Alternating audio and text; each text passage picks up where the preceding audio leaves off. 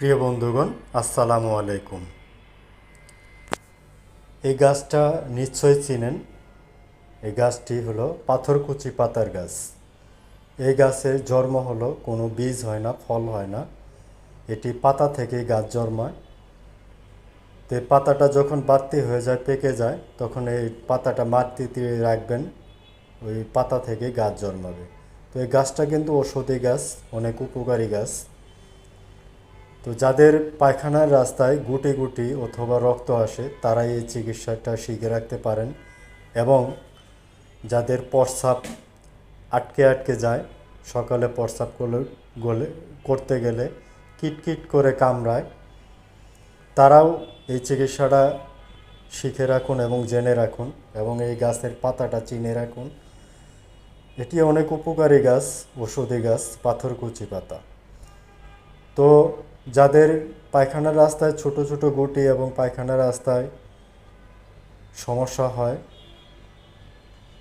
তারা প্রতিদিন সকালে 2টো করে পাতা এবং 3টি করে গোলমরিচ পাটাতে পিষিয়ে রস করে খাবেন। টানা 1 সপ্তাহ খাবেন। এবং যাদের প্রস্রাবের সমস্যা, প্রস্রাব 1 নালে প্রস্রাব 2 নালে যায় এবং প্রস্রাব আটকে আটকে যায়, কিটকিট করে কামড়ায়, তারাও সকালে খালি পেটে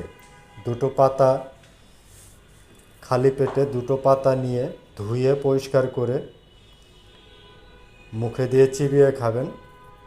টানা 1 সপ্তাহ বা 2 সপ্তাহ খান, ইনশাআল্লাহ অনেক উপকার পাবেন। তো এই পাতাটা চিনে রাখুন, পাথরকুচি পাতা।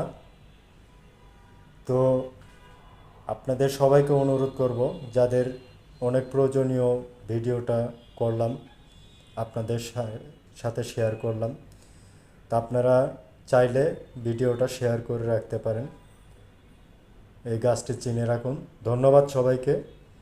আমার পেজটিকে ফলো করে দিয়ে পাশে থাকবেন। ইনশাআল্লাহ অনেক উপকার পাবেন। এই পাতা, এটি অনেক উপকারী ঔষধি গাছ। আল্লাহ হাফেজ।